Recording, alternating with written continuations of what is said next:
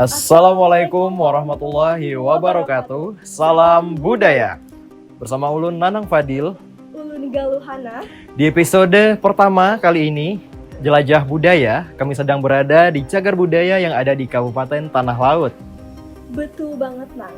Di sini kami berada di Makam Datu Pamulutan, tempat wisata religi yang berada di Desa Tanjung Dewa, Kabupaten Tanah Laut.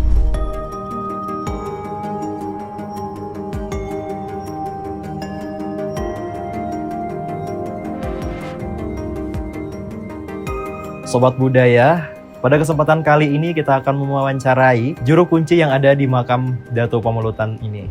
Betul banget, Nang. Dan kita akan mendengarkan bagaimana sejarah dan cerita dari Datu Pamulutan ini. Assalamualaikum warahmatullahi wabarakatuh. Di sini Ulun menceritakan sedikit riwayat tentang Datu. Jadi pertama-tama Datu ini satu riwayatnya beliau datang dari Aceh, Samudra Fasai. Kemudian Datu ini hijrah dari Fasai itu ke Martapura. Jadi dari Martapura itu Datu ini dakwah kemari, menyebar agama, sekaligus beliau itu memulut burung. Pulut itu digetahi, kalau burung hinggap di situ burung berikit, makanya oleh karena itu pemulutan gelar Sidin.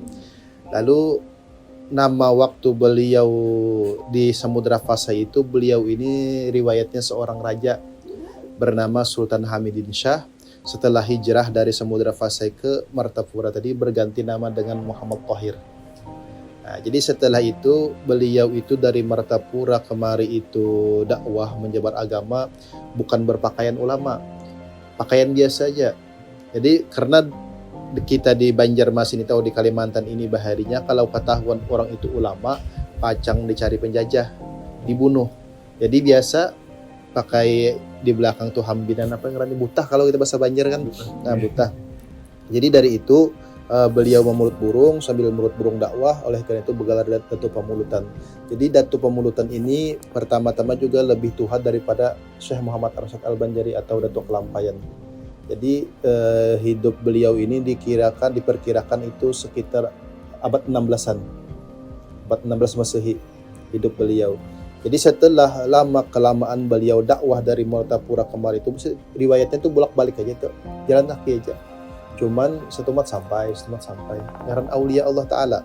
Jadi bumi dilipat. Habis itu ini riwayatnya kampung kami ini Tanjung Dewa sama Pulau Datu ini menyatu di daratan. Sebelumnya daratan. Karena dahulu di sini hutan, banyak binatang yang najis-najis juga. Kemudian kampung kami itu digaris oleh Datu. Satu riwayat dengan tongkat beliau, satu riwayat dengan ibu jari kaki beliau menggaris kampung tadi. Akhirnya putus, terpisah dua. Satu jadi kampung Tanjung Dewa, satu jadi Pulau Datu ini. Jadi beliau berwasiat, kalau aku habis umur, kata beliau, makamkan di sini. Meninggalnya di Martapura. Jadi meninggal di Martapura itu dibawa pakai jukung sampan, kita bahasa Banjar kan jukung sampan yang kayu. Jadi seorang berdayung di depan, seorang berdayung di belakang. Jadi mulai Sungai Martapura, Sungai Banjar, laut kemari. Jadi pagi riwayatnya meninggal, sebelum tengah hari sudah ada di sini jenazah Datu ini. Amun kita orang awam mungkin sawat buruk, tapi Allah Ta'ala juga dan kuasa karomah beliau, akhirnya dengan begitu cepat singkatnya waktu jenazah beliau sudah di sini dikuburkan di Pulau Datu ini. Oleh karena itu bernama Pulau Datu, pulau daratan yang berada di tengah laut. Datu ada bermakam di sini bernama Pulau Datu. Nah, itu sejarah singkat Datu. Datu Samsudin itu riwayatnya murid beliau, ada mengatakan murid beliau yang membawa jenazah beliau kemari, ada juga yang mengatakan begitu. Ada juga riwayat lain, karena kami ini kada punya manuskrip yang bahari-bahari, ada bisi manuskrip, ada juga yang mengatakan yang di kaki beliau itu Datu Samsudin itu Juriat Datu Kelampayan.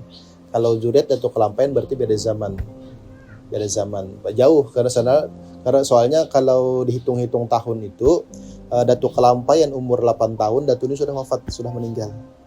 Nah, jadi beda zaman, apalagi kan Juriat buyut Datu Kelampayan jauh lagi.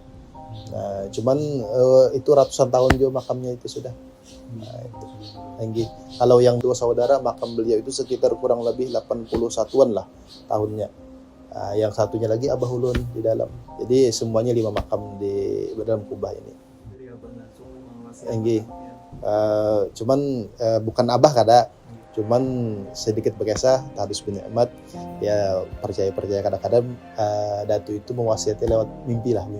Jadi waktu mondok dulu di Martapura mimpi Datu itu janggut ke sini panjang, jadi tinggi sih din sekitar ya 175-180 lah awak sidin perkiraan. Jadi tuha janggut pipi termasuk ke dalam sini, janggut ke sini, surban putih juga putih. Jadi ujar Datu karena amun abah meninggal, abah habis umur, ikam kena pulang nang jaga di pulau.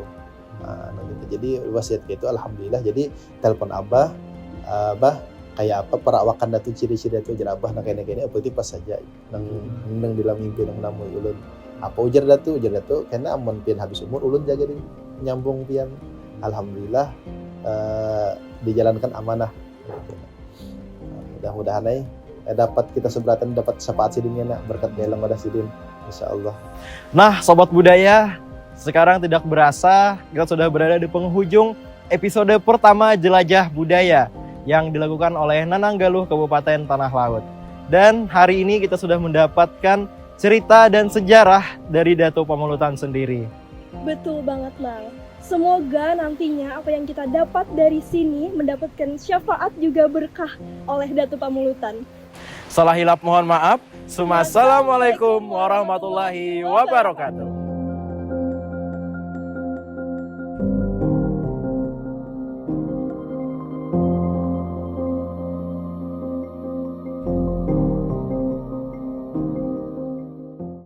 Kata guru kita dulu di Martapura, ayah Jakasih guru tua menjadi sidin, tahulah ikam nang asal tanah laut itu tanah anak kami laut ya perlu Datu.